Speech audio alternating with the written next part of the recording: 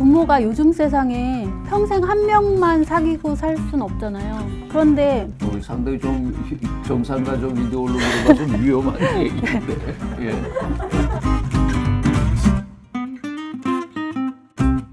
유튜브 친구 여러분 안녕하십니까? 우리 사회의 다양한 삶과 이야기를 들어보는 뉴스레터 시간, 오늘도 저 정범구 여러분과 함께합니다. 자, 최근 들어서 가족의 형태가 다양해지고 있죠. 오늘 이런 얘기 해줄 분 한 분 모셨습니다. 최근에 비혼이고 아이를 키웁니다. 이 앞에 있죠. 이 책을 쓰신 작가 백지선 씨 오늘 이 자리에 모셨습니다. 어서 오십시오.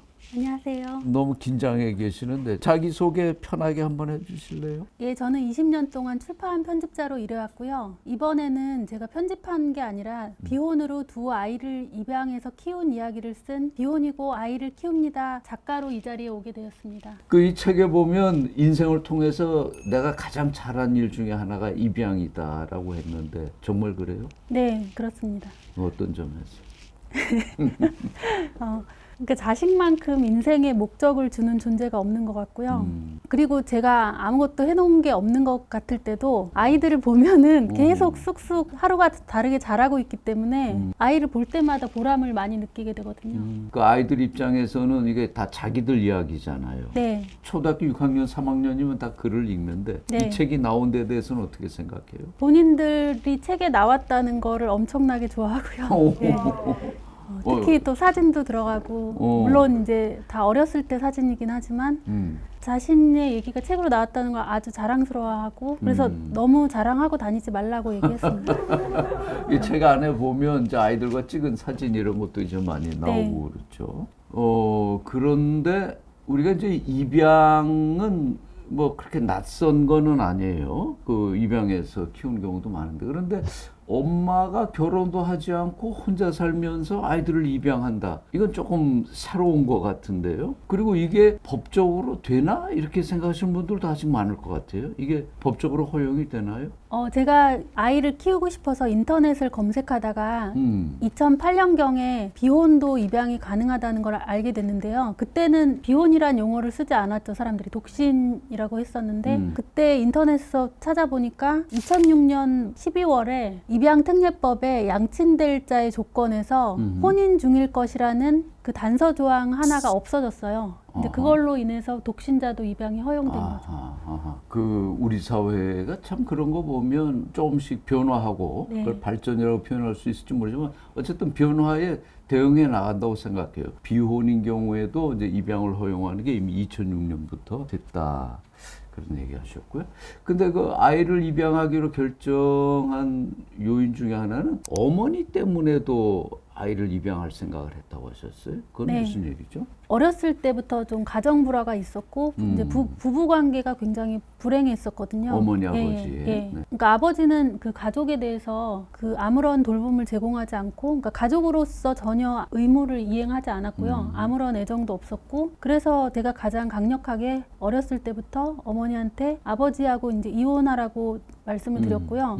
이제 다른 형제들도 동조하는 분위기였지만 어머니는 그 정상가족 이데올로기에서 벗어나지 못하셔서 계속 그 상태로 혼자 희생하면서 살아오신 거죠.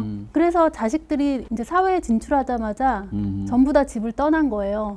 그러니까 어머니 혼자만 남았으니까 너무나 외로워지니까 또 아버지를 떠날 수가 없는 거죠. 그래서 저는 제가 그 예쁜 아이들을 키우면, 그리고 저도 이제 직장 생활을 하니까 어머니가 돌봐주면 정이 들 거 아니에요. 그래서 그 아이들한테 정이 들면 어머니가 아버지를 떠날 수 있을 거라고 생각했습니다. 지금 그 정상가족 이데올로기라는 표현을 하셨는데 그게 어떤 거죠? 그러니까 아버지가 아무리 자식들을 사랑하지 않고 아무런 역할을 하지 않아도 있어야 된다는 거죠. 그러니까 네. 가족이라면 아버지와 어머니가 있고 네. 그 밑에서 아이들이 커야 된다. 네. 이제 거기에 대해서 문화인류학 하시는 이민경 씨가 그런 표현을 썼어요. 형식만 갖추어지면 내용은 무시되는 일이 많은데 한국에서는 특히 가족이라는 게 그런 것 같다. 아버지, 어머니 다 있고 애들이 있으면 그건 멀쩡한 정상가족으로 인정되는 거죠. 그 안에서 전쟁이 일어나고 가정폭력이 있건 학대가 있건 방임이 있건 이런 건 다 무시되고 네. 반대로 결혼도 안 한 여자가 남의 애를 데려다 키우는 건 그건 오히려 또 이상하게 보여지고 할 말씀이 많으실 것 같은데. 그 정상가족이라고 하는 게 한 커플만 바뀌면 정말 문제가 많다는 걸 알게 되고, 제가 또 나중에 대학에 입학한 후에 서로 막 밤새면서 막 고민 얘기하고 그런 얘기들 많이 했어요. 근데 진짜 가정에 다 문제가 있더라고요. 그래서 예, 문제가 진짜 다들 그렇지. 그런 게 다 있고, 네. 어떻게 보면 아 우리 집은 그래도 나았네 싶은 경우들도 있고, 그런 문제를 다 갖고 살더라고요. 정상가족들이 다 알고 보면 그런 문제를 안고 있는데, 그렇기 때문에 오히려 비혼 입양할 때 이런 게 장점이 있더라 하는 얘기를 하셨어요. 네, 배우자가 없다는 게 장점이라고 말씀을 하셨는데 네. 설명을 좀 해주시죠. 그 우리나라에서 직장 여성들이 정말 남편보다 친정엄마가 훨씬 더 필요하다고 얘기하거든요. 그런데 또 남편하고 그 친정엄마의 갈등도 또 요즘 계속 불거지고 있잖아요. 육아의 주도권, 또 가정의 주도권을 두고 또 서로 갈등도 많고, 그리고 또 하나는 배우자가 있고 없고가 중요한 게 아니라 배우자 때문에 아이가 희생되는 경우가 저는 문제라고 봤거든요. 예를 들면? 제가 어렸을 때 분명히 아버지가 자식들한테 해로운 존재인데도 어머니가 헤어지지 않았잖아요. 그러니까 그런 경우도 있고, 또 어떤 경우는 자식들의 의사랑 상관없이 재혼하는 사람들 있잖아요. 그러니까 그런 경우도 배우자나 아니면 애인 때문에 자식을 희생시키는 경우잖아요. 저는 아예 배우자나 그런 이성의 존재가 없기 때문에 오히려 아이들이 훨씬 더 안정된 상황에서 자랄 수 있는 거죠. 결혼하지 않았으니까 이혼할 일도 없는 거네요. 네네. 그러니까 아이들한테 엄마의 이혼 때문에 불안감을 조성해 줄 가능성이 없다, 아예. 그렇죠. 네. 그래서 부부싸움이라는 걸 본 적이 없죠. 때문에 자, 비혼 그 입양의 경우에 배우자가 없기 때문에 이게 장점이다라고 말씀하셨는데, 또 아마 이런 방송을 들으시는 많은 분들은 그건 일방적인 얘기 아니야? 당신이 만약에 사랑하는 남자가 생긴다면 그런 주장을 계속할 수 있을까? 이런 얘기도 나올 것 같은데요. 저는 이 책에서 소개했는데, 모서족이라는 중국 윈난성의 모계사회 있잖아요. 거기서는 연애와 가족을 철저하게 분리하거든요. 그게 저는 바람직하다고 생각했습니다. 부모가 요즘 세상에 평생 한 명만 사귀고 살 순 없잖아요. 그런데 우리 상당히 좀 정상가족 이데올로기로 봐서 위험한 얘기인데. 예. 그러니까 현실적으로 지금 이혼율이 아주 높잖아요. 네. 이혼율이 높고, 이제 흔히 미혼모라고 하는 경우도 그 남자만 나쁜 사람인가. 사실 미혼모 스스로도 아이를 임신했다고 해서 그 남자랑 꼭 결혼하고 싶지는 않을 거 아니에요. 그런데 이성관계가 그렇게 한 번 맺어진다고 평생 가는 게 아니라 중간에 사실 여러 번 바뀌는 게 정상이라고 보이는데, 그럴 때마다 그럼 가족이 바뀌면 그럼 아이들은 어떻게 되냐는 거죠. 그러니까 아이들은 영구불변한 과정에서 자라야 되는데, 그러면 이성 중심의 가족은 부모의 연애에 따라서 가족이 바뀌는 거예요. 전 그건 너무 불합리하다고 생각했고요.